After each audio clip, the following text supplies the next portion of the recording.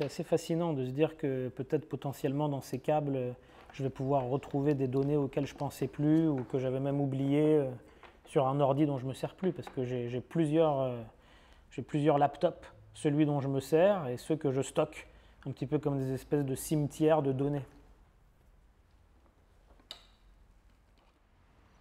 Pour ce qui est de l'art moderne arabe et africain, beaucoup de biennales, de musées, de plateformes culturelles étaient financées par le pétrole.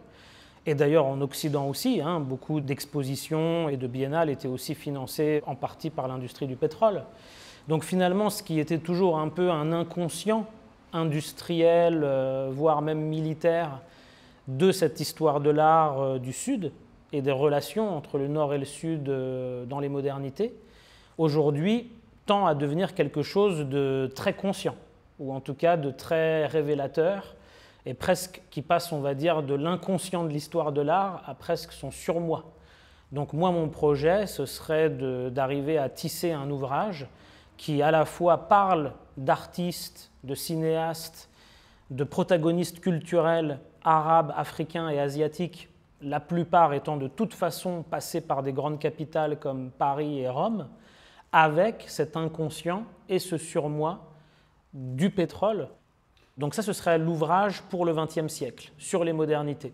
Et j'aimerais bien aussi travailler sur un projet d'exposition qui, lui, concernerait plutôt notre époque, c'est-à-dire l'époque à laquelle le pétrole est en train d'arriver à sa fin, l'époque où on a pris conscience qu'on s'était construit culturellement et artistiquement sur une énergie en train de s'épuiser et qui s'est finalement retournée contre nous d'un point de vue écologique.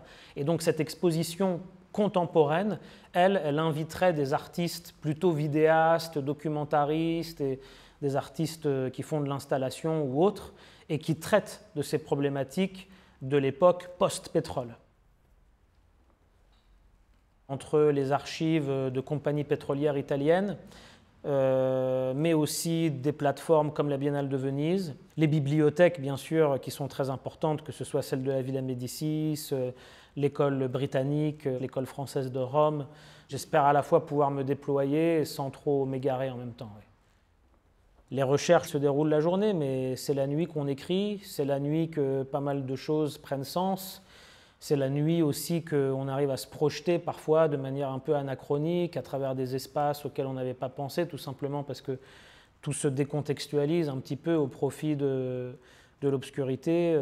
Donc oui, effectivement, c'est vrai qu'il se passe pas mal de choses dans mon esprit pendant la nuit. Ouais.